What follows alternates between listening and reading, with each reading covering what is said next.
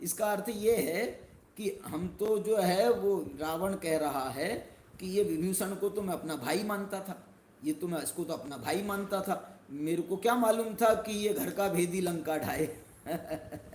तो ये जो है ना, ऐसे ही हम ये शरीर को, ये पर पदार्थों को, ये सारी पदार्थों को, इनको तो हम अपना मान रहे थे, इनसे तो हम एकत्व तो कर रहे थे, अपना मान रहे थे।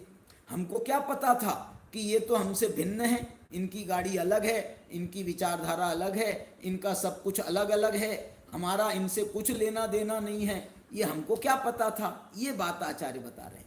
इसलिए विभक्त को जानना भी बहुत जरूरी है और एकत्व को जानना भी बहुत जरूरी है। क्या बोला? विभक्त को जानना क्यों जरूरी है?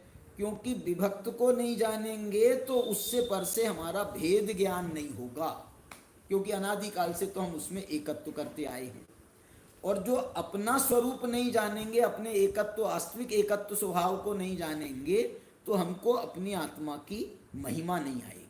इसलिए इस कारण से ये जो गाथा है, ये गाथा के बड़े जो है ना, ये भूमिका बना रहा है। ये गाथा जो है ना, वास्तव में यदि समय सार को आप, समय सार की देशना लब्धि यदि आप लेना चाहते हो, समय सार की यदि देशना लेना चाहते हो, देशना लब्धि करना चाहते हो, तो ये जो चौथी गाथा है, ये आपको विशुद्धि लब्धि कराने वाली गाथा है।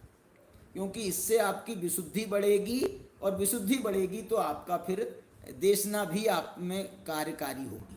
यदि आपकी विशुद्धि नहीं, विशुद्धि कैसे होगी? विशुद्धि कैसे होगी?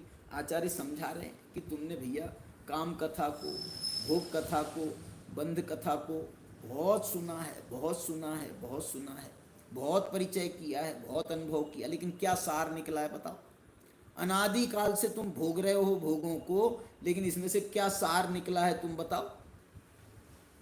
हम इंद्रियों के विषयों का कितना भोग भोगते हैं, लेकिन जीवन के एक पड़ाव पर जाकर के जब हम पीछे मुड़ करके देखते हैं कि हमने क्या पाया जीवन में, हमने ये सब इतना काम किया, 60 साल की उम्र हो गई, पीछे मुड़ करके देखते हैं तो हम सोचते हैं कि हमने क्या पाया, क्या पाया?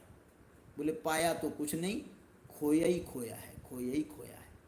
इसलिए जो है ये गाथा जो है विशुद्धि को बढ़ाने वाली गाथा है, और जो एकत्व भक्त आत्मा की बात है वो वास्तव में देशना लब्धि की बात है।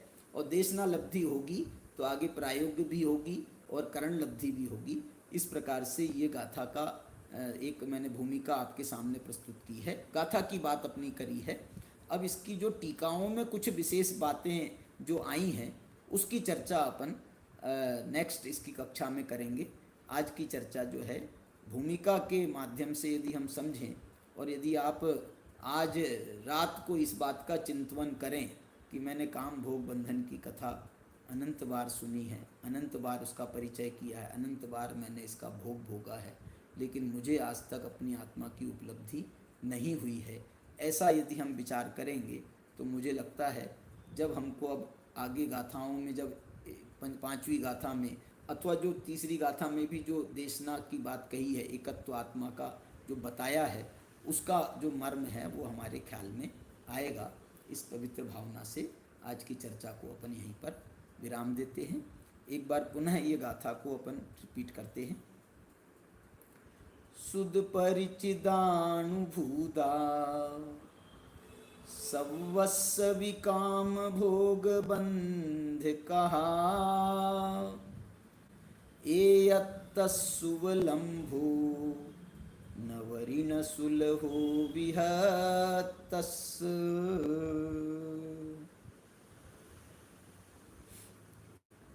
चलिए जिनवाणी स्तुति करते हैं, समय सार की ही स्तुति के साथ में नाटक समय सार जो ग्रंथ है उसका मंगलाचरण के साथ में मैं आज का समापन कर रहा हूँ। निज स्वरूप को परम रस जामे भरो अपार, वंदो परमानंद में समय सार अविकार।